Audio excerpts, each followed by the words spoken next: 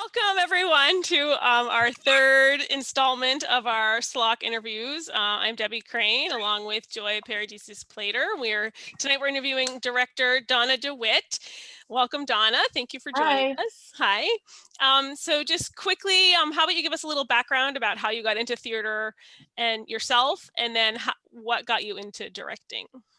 Well, I've been doing theater since I was in 5th grade, believe it or not. My first show was HMS Pinafore. Wow.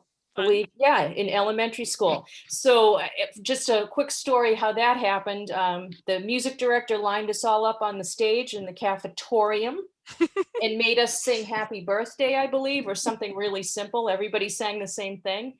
And she went across the stage and she said, you, and she pointed to the people she wanted to stay. Oh my and gosh. I was not one of them, but I don't recall why I had so much courage, but I came back the next day and I auditioned again, and she was old, so she didn't really remember me. And I wound up getting the lead in the show. Oh my God. So I guess persistence, yeah. And it was a That's fun. yes to move. So That's awesome. That's how I started, and I just continued through, my middle school years, or junior high as it was called back then, and high school. And then I wound up majoring in music and minoring in business. I went to Boston Conservatory my freshman year and UMass Amherst the last 3 years. And I wanted to be an opera singer. So I studied music, and I've just continued with that ever since. I did an apprenticeship with Miami Opera Company when I got out of school, and of course came back because I got a regular job just to support myself, and things kind of took a different turn. And so I've been doing community theater, somewhat professional stuff periodically when I can, and working full time. So, wow. Yeah. Well, that brings me to the next question. So obviously you enjoy performing, and you've done a lot of performing and saw yourself as a possible performer for profession. How did you move into directing? Well, that's an interesting story. Not that I never thought I would do it, but I don't know. I've been with the Savoyards for a million years, of course. And we had I guess you would call them stock directors, or like resident directors when I first started. Laura Chase and Willis Traphagen. And Laura took ill back in 2000 when we were going to be doing Pirates of Penzance again. And she was very sick, and she said to me, "You know this show inside and out. Why don't you do it for me? Because I don't think I'll be coming back." I really thought that she would have come back and would have been okay maybe during the rehearsal process, but she was pretty ill. And so I took over for her, and that's how it all started. So Wow. it was, basically her having confidence in me to do it. Yeah. Based on, my experience. Yeah. So that's fantastic. thanks to her. Yeah.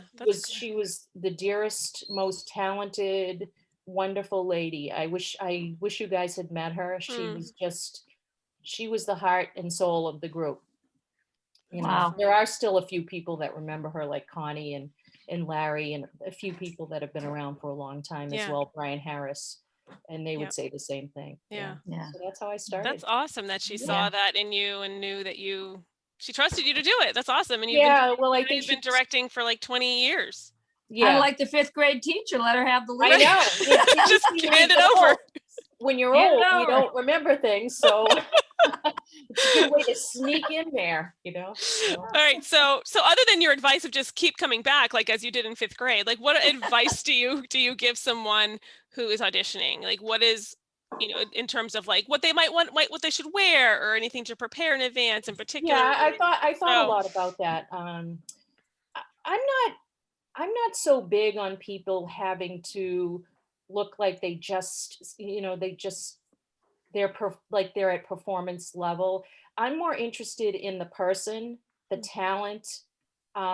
You should be neat. I mean, don't come looking like you've just been in the garden for 10 or 12 hours, or run 5 or 6 or in the pottery miles. studio. Right. I mean, you should take pride in your appearance, but I really don't, you don't have to be all dressed up. You don't have to be in high heels. You don't have to be in a dress. Wear what's comfortable for you, because there are so many things going on in your mind while you're auditioning. You know, did I remember my lyrics? Am I going to come in correctly when somebody foreign is playing the accompaniment for me? You know, there's a lot of things that are going on. And if you're worried about, you know, my shoes are hurting me, or, you know, Right. is my dress too short, or did I wear the right pants? You know, those are just other factors that could, you know, hinder your performance. I'd rather somebody come in, wear something comfortable, still look decent, and but just do their best and be Mhm. comfortable with who they are and what they're doing. And that shows, What, I think that shows a lot more Yeah. than what just about because bringing in what about bringing in a prop? Say you're singing a song where a feather boa might work, or a little drinking glass, or do you discourage that? Is that over the No, top? I mean, I don't discourage it. I don't discourage anything, to be honest Mm. with you. I mean, you have to remember that I've been singing and performing for years. So, you know, I'm going to say if that's going to help you, sure. I'm not a real big fan of bringing in props. I think that, you know, I kind of like people to have an even playing field. So, Mm. you know, I wouldn't hold it against anybody if they did, of Mhm. course, you know, because if that makes them not be as nervous, then that's okay. But I don't really, I wouldn't really say bring props or things like that. Okay. Just be prepared, really. Yeah. And we're really, I mean, at least the team at Savoyards, we're really very laid back and very easy as far as auditions. I like it to be fair. I like people to feel comfortable. We talk to Mhm. them. Mhm. We ask them how they're doing. We don't just I introduce everybody, you know, and everybody gets the same little speech. And if I know them, that's great. If I don't, I love seeing new people. Yeah. Especially, you know, we love to see younger people come in because we know there's more longevity if they enjoy the group. But you know, I try to make auditions comfortable. I've been in all those auditions where even somebody, I've been doing it for years, where you just feel really uncomfortable and you're not enjoying what you're doing. And I don't like that. I Mhm. mean, it's really hard to put yourself out there anyway. Mhm. So, you know, if you can make somebody feel more at ease, then, you know, that's how Well, I look at it. Yeah, yeah, how will definitely. you know what they can do if you don't bring out their best? You know, what's the Right. point of And if trying to somebody intimidate makes a someone? mistake and they're all frazzled and we have the time, especially if we have the time, I'll let somebody go back and redo something and try to, Mm. you know, try to do their best. Um, that's another reason why we kind of cut down the amount of music that people sing, or we pick smaller sections of the play for the monologue, Mhm. because if somebody does make a mistake or something happens, you know, they come in wrong and they get all frazzled, then, you know, I don't, I wouldn't hold it against somebody if, to start again. I mean, Yeah, it's it's a that's hard great. process. It's a hard That's, yeah, thing. Yeah, I mean, generous. everyone's so To put nervous yourself and out there. right. And you know, you've been in all of our shoes in that position. And I think Yep, that that's exactly. really Yeah, nice to know that you're okay with that as a yeah, director. Because some right. directors, I don't know, some people might not, you know, and this is obviously you sharing with us. And I think that that's great to know that if Yeah. someone says, can I start again? You're not going to hold it Oh yeah, against them, yeah. I mean, you I know? wouldn't say if it's a 3 minute song, I'd probably say, well, you know, Right. if you want to start again, pick the best portion of the song, Right. Right. you know, the one that you Yeah. really, and pick the best part of something that really shows you off that you're confident with. Mm-hmm. Um, and what I try to do is also try to look at the person as you know, well, I mean, it's hard for them to see you staring at them, but you should at least show that you're interested in Mm-hmm. who's in front of you and don't have your head down with the paper. You know, I mean, you might have to check a few things while they're doing things, but Right. you know, show them that you're interested, that they're there, and you're happy they're there, you Right. know.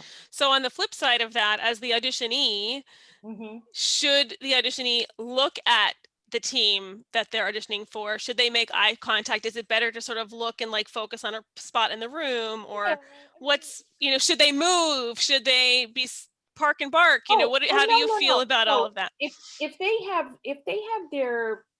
their portion of their audition selection, blocked out or staged, sure, do whatever work through it. I don't find, I think that means that they may have put a little bit more time and more thought. Of course, you always see some interesting things periodically, but I mean, that's okay. That's all right.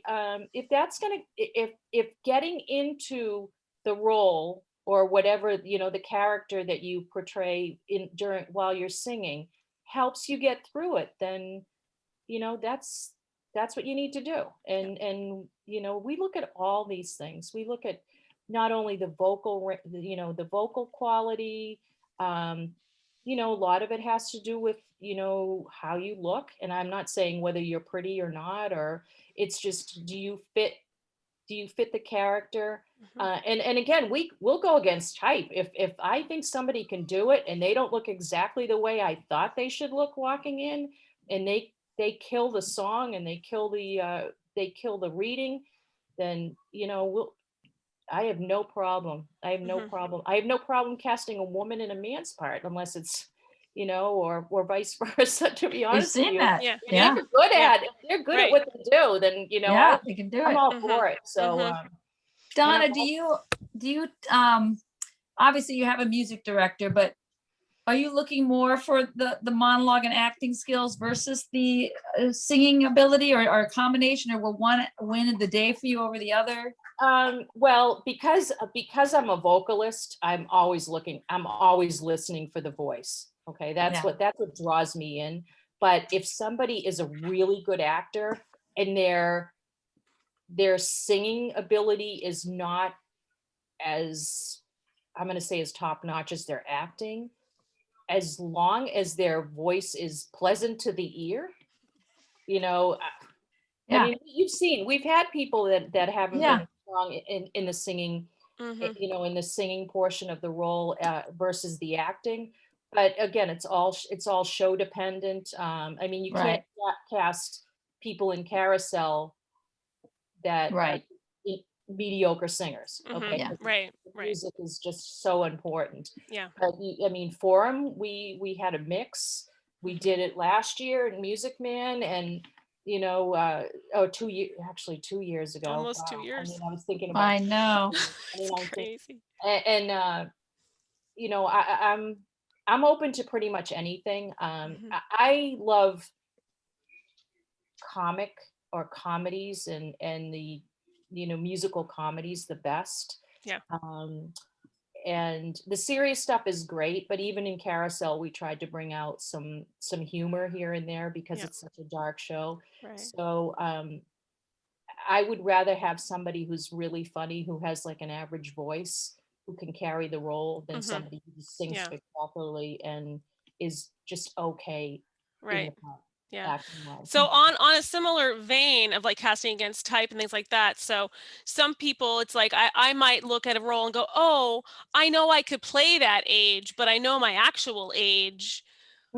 How do you feel about that? Like people who are like so much older than like a character that they might be playing versus, you know what I'm saying? Like how, like, what is your advice on like someone, like, because there are some people who like think they can portray a younger age, and you can really tell, So I'll say, oh, I could sing that, I could act that, but and I say, well, you really can't.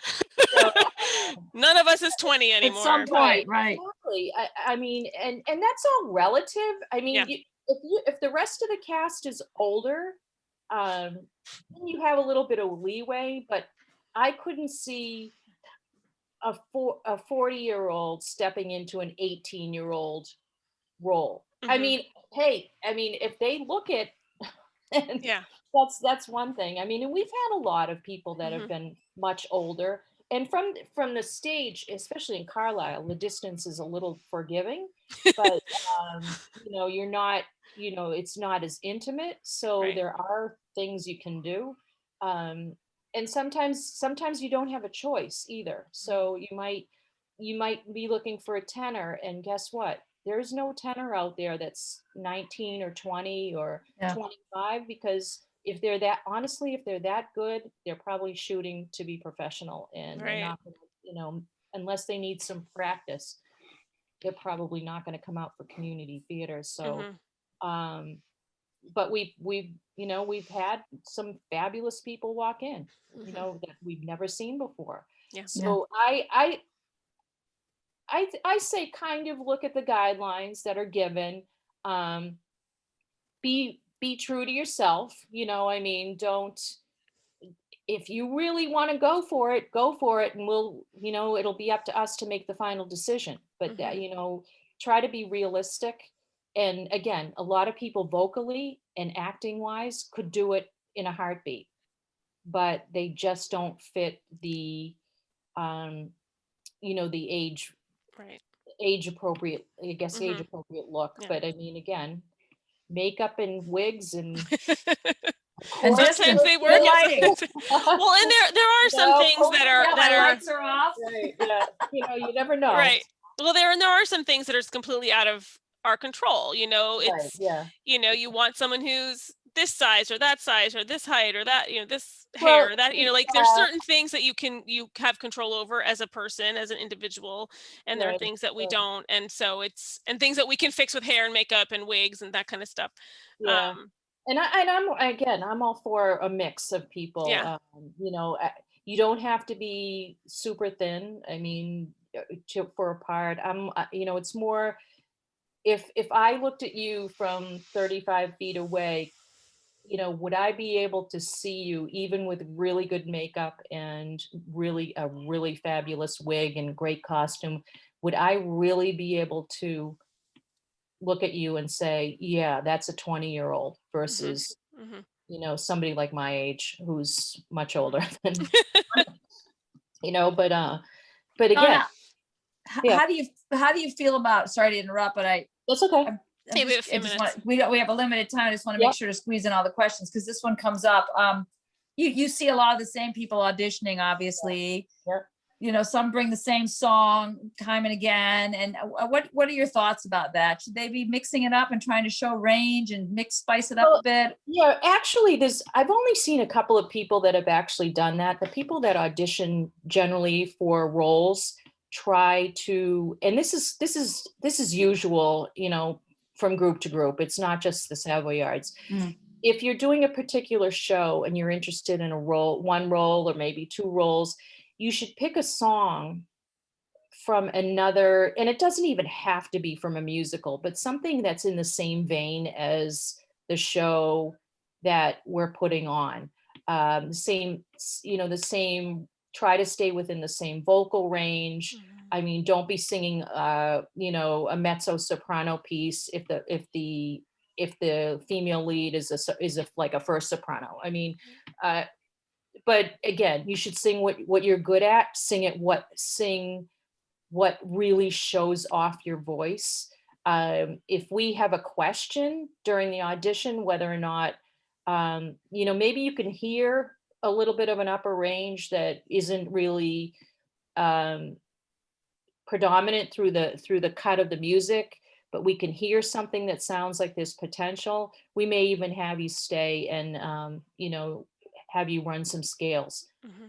So both, I mean, again, I've been singing for years. I do have a degree in music. Barry's choir director, has been actually, he was my first music director when assistant music director when I started with the Savoyards. Wow, that's great.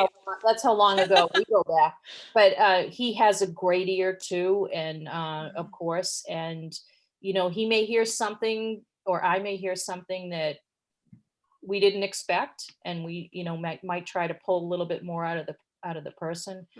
So, but I would try to audition and pick a really good portion of the piece that shows off your best vocal quality.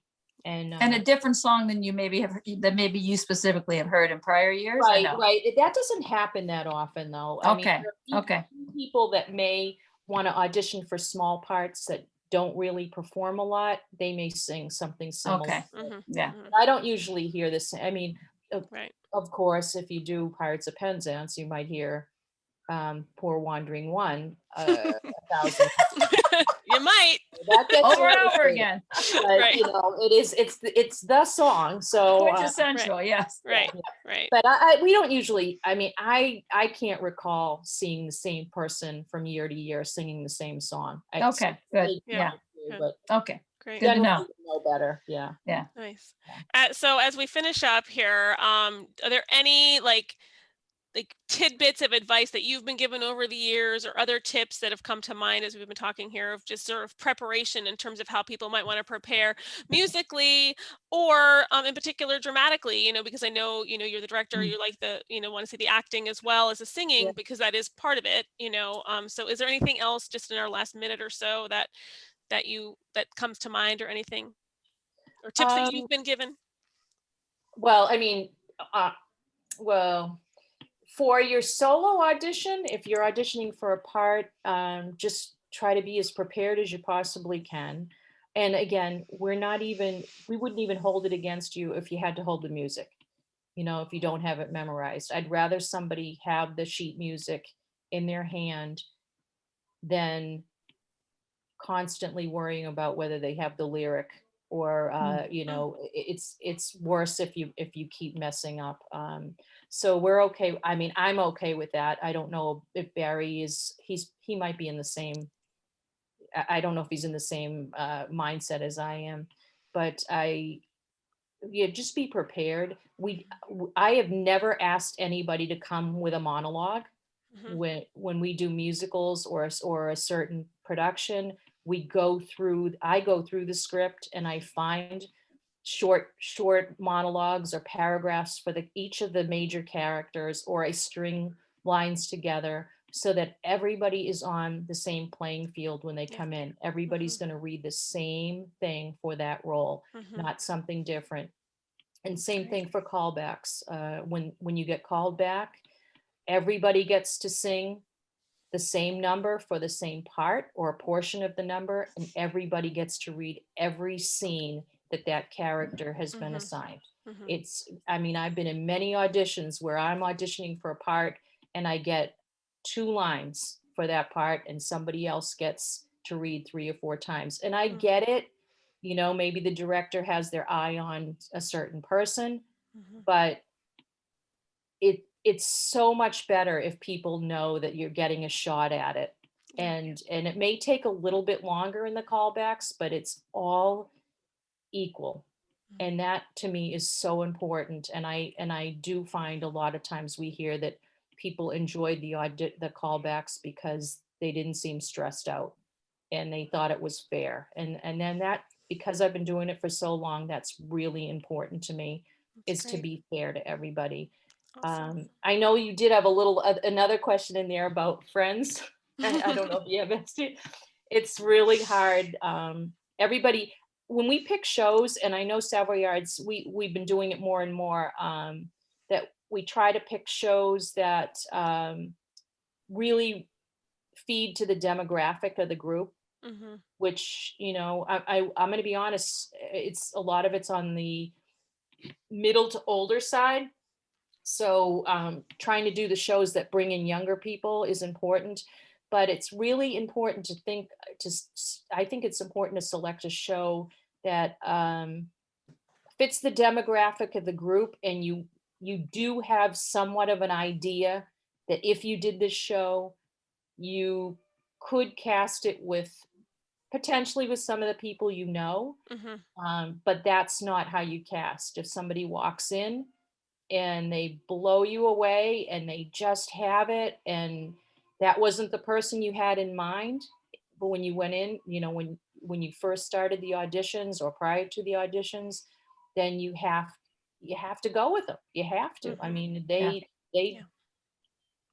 took the audition, and that's really important for people to know, that of course you always have somebody in mind. I mean, it'd be ridiculous just to go into a show blind and hope you get the people that'll show up. Yeah. Right. But it's really important for people to know that we we are fair, and we try to cast the best we can with the auditionees that we have. And, you know, we just hope people will come back from year to year. I know it's a little frustrating periodically if you don't get picked. I mean, again, you've all been there. I've been there many times. But if you really, you know, my big thing is to make sure that people, once they are in the show, that they're happy, that they're having fun, that it's not a drudgery to go to rehearsal every day, that it's not, you're not just waiting for the final week, the final show. The tech week. No, you're enjoying the 3 hours that you spend there 3 times a Right, week. And right. and then you know, I want to have fun too. So I just think Well, it's you won't get new people if you don't cast new people, because right, they won't exactly. audition. So you have to do that. We've been really lucky the past few years. We've had some wonderful people walk in, all different ages. Yeah. Um, Well, and it it's keeps the not- audience entertained too, because Totally. it's Yeah. new faces too. Yeah, So new faces. keep coming back. So basically the bottom line, keep coming, keep auditioning, Old keep faces are trying. welcome still. Old and I new. have Vincent sometime in the future. Yes, exactly. Well, Donna, thank you so much. This was Thank it's been a so pleasure. educational and Thank fun. you. And we just thank you so much for joining us tonight. All right, Yeah. thanks a lot. Thanks Bye. so much. Bye-bye. Bye. Bye.